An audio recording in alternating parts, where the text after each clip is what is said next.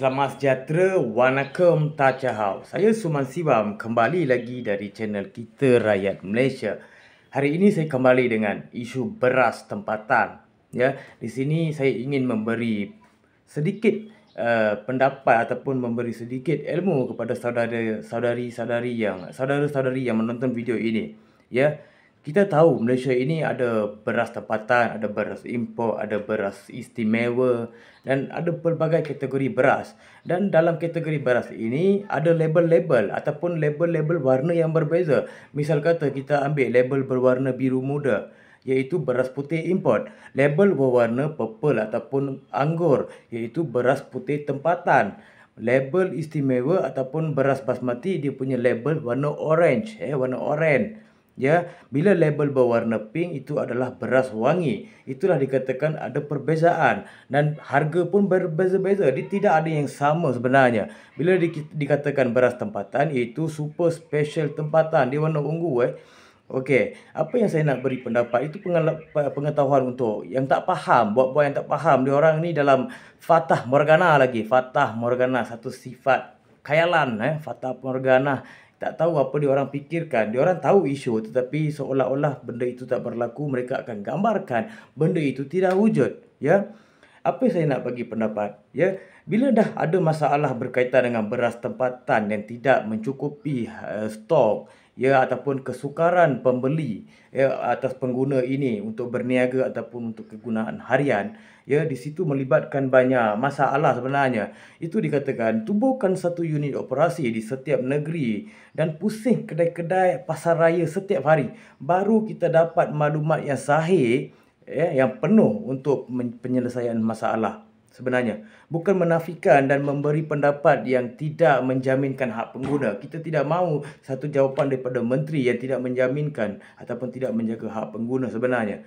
Ya, sebab harga saya, ya, ini seperti mana semua orang tahu, benda ini daripada bulan 1 lagi orang membangkitkan, ya. Harga beras import naik 36% disebabkan peningkatan antarabangsa sebab pelbagai krisis El Nino dan krisis geopolitik yang berlaku sehingga mereka berhentikan untuk import beras kepada kita. Ya, itulah masalah sebenarnya. Sebab peningkatan itu 36%. Sebab hari ini rakyat mempersoalkan beras mahal.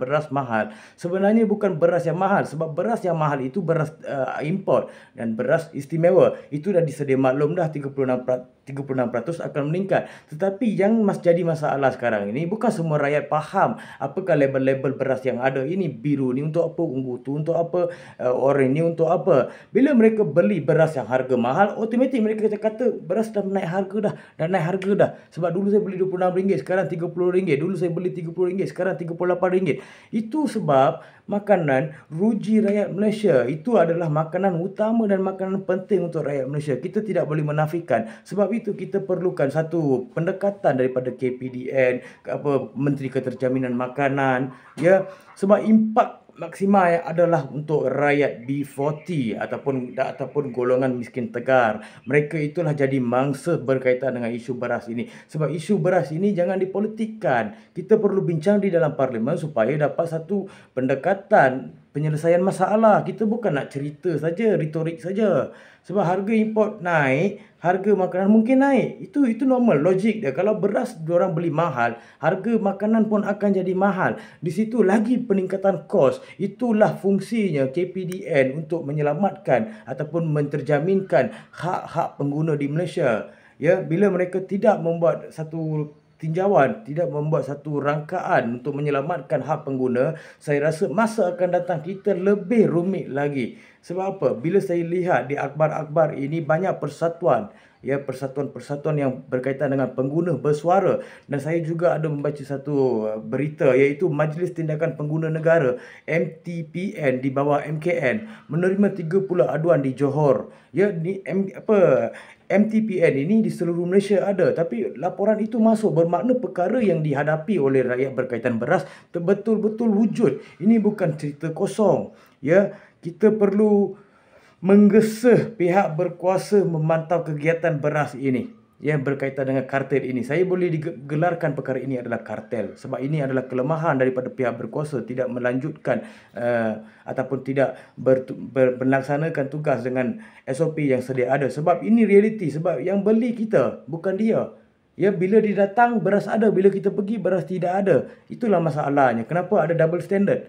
Ya, rakyat ada hak untuk menikmati beras tempatan yang disubsidikan oleh kerajaan. Itu hak kita sebagai rakyat tempatan. Ya, bagaimana boleh tidak ada, sedangkan masa PKP pun kita cukup stok. Tiba-tiba kita dah lepas daripada PKP, hari ini tiba-tiba tidak ada stok. Itu akan jadi persoalan yang besar terhadap masyarakat di Malaysia.